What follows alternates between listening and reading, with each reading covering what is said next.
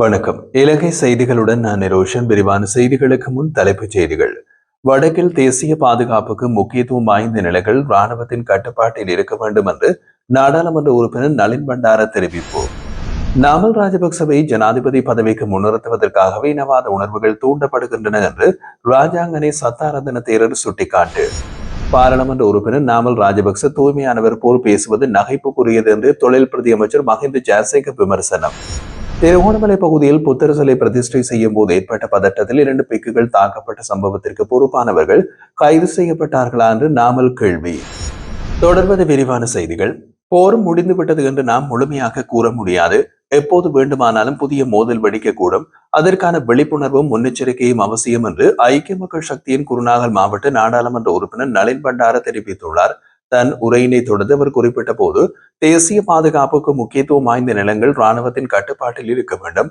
பொருளாதாரத்தை போலவே பாதுகாப்பும் மிக முக்கியமானது என்பதை அரசாங்கம் உணர்வதில்லை போல் தெரிகின்றது. நாட்டின் பாதுகாப்பு கேள்வியில் இந்த அரசு ஆழமற்ற நீரில் தத்தளிப்பது போன்ற அணுகுமுறையை தெரிவிக்கிறது. தேசிய பாதுகாப்பை புறக்கணித்து தேர்தல் வாக்குறுதிகளை அடிப்படையாக கொண்டு முடிவுகள் எடுக்கப்படுகின்றன. இந்த நாட்டின் அனைத்து மக்களும் போரின் தாக்கத்தினால் பாதிக்கப்பட்டவர்கள். ஆகவே போர் முடிந்துவிட்டது என்று நினைத்து சும்மா இருப்பது ஆபத்தானது. எதிர்பாராத நேரத்தில் அச்சுறுத்தல்கள் எழலாம். அதற்கு தயாராக இருக்க வேண்டும். கொழும்பை போலவே வடக்கும் கிழக்குமாக தேசிய பாதுகாப்பு எவ்வாறு கையாளப்படுகிறது என்பதையும் கவனிக்க வேண்டியது அவசியம். வடக்கின் நிலம் சார்ந்த கடுமையான பிரச்சனைகள் உள்ளது. இந்த நிலங்களுக்கு எடுத்துக் கொள்ளப்படும் முடிவுகள் தனிப்பட்ட நலன்கள் அடிப்படையில் அல்ல, தேசிய பாதுகாப்பு முன்னிலைப்படுத்தியே இருக்க வேண்டும். பாதுகாப்பு சோதனை சாவடிகள் அமைந்துள்ள நிலங்களை உரிமையாளர்களுக்கு திருப்பி தர வேண்டுமா, அதற்கு மாற்றாக நிலங்கள் வழங்க வேண்டுமா அல்லது இழப்பீடு வழங்க வேண்டுமா என்பதையும் நன்கு பரிசீலிக்க வேண்டும் என்று அவர் மேலும் குறிப்பிட்டார். திருகோணமலை சம்புத்தி ஜெயந்தி விகாரையை சுற்றியுள்ள விவகாரத்தை பயன்படுத்தி புத்த மதத்திற்கு பாதிப்பு ஏற்பட்டதாக சிலர் கூறுவது ஆதாரமற்றது என்று பிரதியமைச்சர் சுனில் பட்டகல தெரிவித்தார். செவ்வாய்க்கிழமை பாராளுமன்றத்தில் நடைபெற்ற ஒதுக்கீடு சட்டமூல கொடுநிலை விவாதத்தில் உரையாற்றிய அவர் குறித்த விடயம் தொடர்பாக நீதிமன்ற உத்தரவின் அடிப்படையில் தற்போது கலந்துரையாடப்பட்டு வருவதாக தெரிவித்தார். அவர் மேலும் கூறிய போது, போலீசாரின் அறிக்கையின்படி நீதிமன்றம் வழங்கிய உத்தரவுக்கு இணங்க விகாரை தொடர்பான நடவடிக்கைகள் முன்னெடுக்கப்படுகின்றன. இதை அடிப்படையாக கொண்டு புத்த மதத்திற்கு அச்சுறுத்தல் ஏற்பட்டதாக கூறுவது உண்மையல்ல. பிரச்சனைக்கு தீர்வு காண அது நீதிமன்றத்திற்கு ஒப்படைக்கப்பட்டுள்ளது. போலீஸ் இடமாற்றங்கள் ஆணைக்குழுவின் அதிகாரத்திற்கு அமைவாக நடைபெறுகின்றன. அரசியல் காரணங்களால் அல்ல. திருகோணமலை விகாரை சம்பவத்திலும் அரசியல் தலையீடு இல்லை என்று அவர் சுட்டிக்காட்டினார்.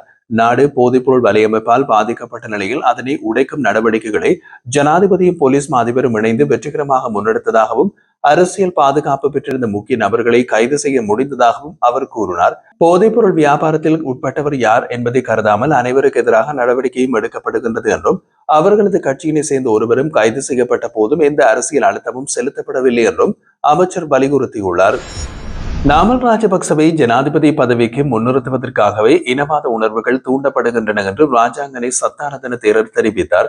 இந்த நிலைமையில் நாட்டின் மக்கள் பதற்றமடையாமல் இருக்க வேண்டும் என்று அவர் வலியுறுத்தியுள்ளார். கடந்த 17ஆம் தேதி திருகோணமலையில் ஏற்பட்ட புத்தர் சிலை சம்பவத்தை பற்றிய கருத்துக்களை தனது உத்தியோகபூர்வ யூடியூப் சேனலில் வெளியிட்டுள்ள அவர் இதனை கூறியுள்ளார். மேலும் அவர் தெரிவிக்கையில், சுய அரசியல் நலன்களை பாதுகாக்கும் நோக்கத்தில் தான் இத்தகைய நிகழ்வுகள் நடைபெற்று வருகின்றன. ஜனாதிபதி இந்த விவகாரத்தில் தீவிரமான விசாரணை நடத்த வேண்டும். மதகுரு என்ற பெயரில் நாட்டுக்கு சேதம் விளைவிப்பதை அனுமதிக்க முடியாது. முன்னாள் ஜனாதிபதி ரணில் விக்ரமசிங்கே என்னை சிறையில் அடைத்தது போல தற்போதைய ஜனாதிபதியும் குற்றம் செய்தவர்களுக்கு உரிய தண்டனையை வழங்க வேண்டும். இந்த நாட்டில் போதைப்பொருள், பெண்களுக்கு எதிரான வன்முறைகள், கொலைகள், குற்ற செயல்கள் போன்ற முக்கியமான பிரச்சனைகள் இருக்கும் போது அவற்றை பற்றி இவர்கள் எவரும் பேசுவதில்லை. ஆனால் தற்போது புத்தர் சிலை விவகாரத்தை பெரிய பிரச்சனையாக உருவாக்க முயலுகின்றனர். புத்தர் எங்கள் மனதில் இருப்பவர். சிலைகள் அமைப்பதை விட நாட்டில் தீர்க்கப்பட வேண்டிய இன்னமும் பல சிக்கல்கள் உள்ளன. இந்த சம்பவம் ஒரு அரசியல் சூழ்ச்சி என்பது தெளிவாக தெரிகின்றது. எனவே யாரும் இதனால் குழப்பமடைய வேண்டாம் என்று நான் மக்களிடம் கேட்டுக்கொள்வதாக அவர் தெரிவித்துள்ளார். பாராளுமன்ற உறுப்பினர் நாமல் ராஜபக்ச தூய்மையானவர் போல் பேசுவது நகைப்புக்குரியது என்று தொழில் பிரதி அமைச்சர் மஹிந்த ஜாசிங்க தெரிவித்தார். செவ்வாய்க்கிழமை நடைபெற்ற ஒதுக்கீட்டு சட்டமூல குழுநிலை விவாதத்தில் உரையாற்றியவர், கடந்த கால படுகொலைகள் மற்றும் மோசடிகள் குறித்த விசாரணைகள் முன்னேறுவதால் அவர்கள் பதற்றமடைந்து தற்போது திருகோணமலை புத்தர் சிலை விவகாரத்தை பற்றிக் கொள்கிறார்கள் என்றார்.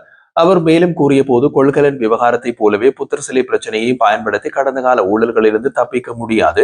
மக்கள் அனைத்தையும் தெளிவாக அறிந்துள்ளார்கள். போலீஸ் சுயாதீனத்தை பற்றி பேசும் நாமல் ராஜபக்ச அவர்களின் ஆட்சியிலேயே 180 போலீஸ் நிலைய பொறுப்பதிகாரிகள் அரசியல் பரிந்துரையோடு நியமிக்கப்பட்டதாக முன்னாள் போலீஸ் அதிபர் தெரிவித்திருந்தார் என்றும் அவர் சுட்டிக்காட்டினார். போதைப்பொருள் மற்றும் அரச நிதி மோசடிகளில் சிக்கியவர்களே இன்று தேசிய பாதுகாப்பு பற்றி பேசி வருவதாகவும் ஜொலம்பட்டி அமரேவை பாதுகாப்பதில் வைத்து அரசியல் செய்தவர்களின் மகன் என்று தேசிய பாதுகாப்பு பற்றி ஆலோசனை வழங்குவது வினோதம் என்றும் அவர் குறிப்பிட்டுள்ளார். தேசிய மக்கள் சக்தியின் உறுப்பினர்கள் போதைப்பொருள் குற்றச்சாட்டில் கைது செய்யப்பட்ட போதும் அவர்களை பாதுகாக்க முயற்சி செய்யவில்லை. அவர்கள் இன்னமும் சிறையிலேயே உள்ளார்கள் என்றும் மஹிந்த ஜெயசிங்க வலியுறுத்தியுள்ளார். உள்நாட்டு போரில் உயிரிழந்த தமது உறவினர்களை நினைவு கூர்வதற்கு எந்த தடையும் இல்லை. அதற்கான உரிமை ஒவ்வொரு குடிமக்களுக்கும் உண்டு.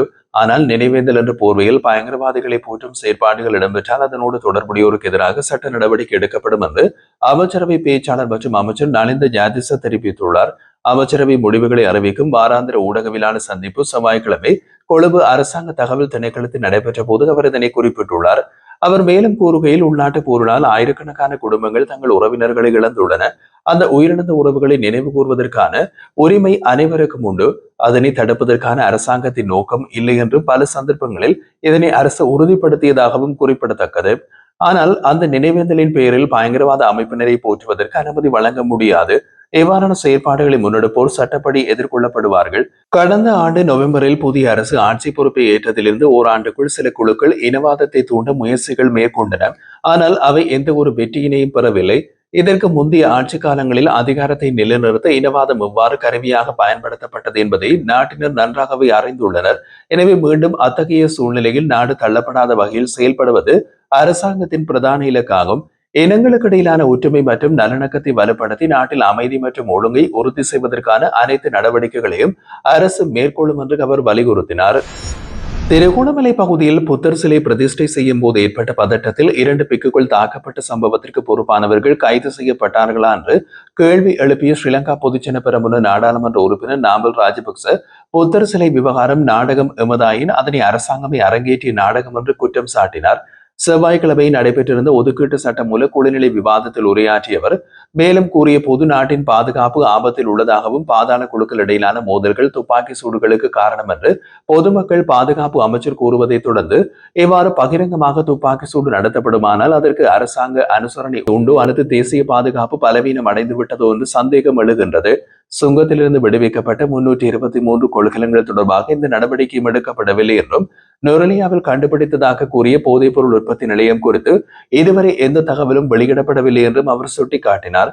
திருகோணமலை புத்தர் சிலை விவகாரத்தில் ஆளும் தரப்பு பல குற்றச்சாட்டுகளை முன்வைத்த போதும் புத்தர் சிலை விவகார நாடகம் எமதாயின் அதனை அரங்கேற்றியது ஜேவிபி என்றும் நாமல் ராஜபக்ச தெரிவித்தார். புத்தர் சிலை பிரதிஷ்டை செய்யப்பட்ட போது தாக்குதலுக்குள்ளான 2 பிக்குகள் தற்போது வைத்தியசாலையில் அனுமதிக்கப்பட்டுள்ளனர்.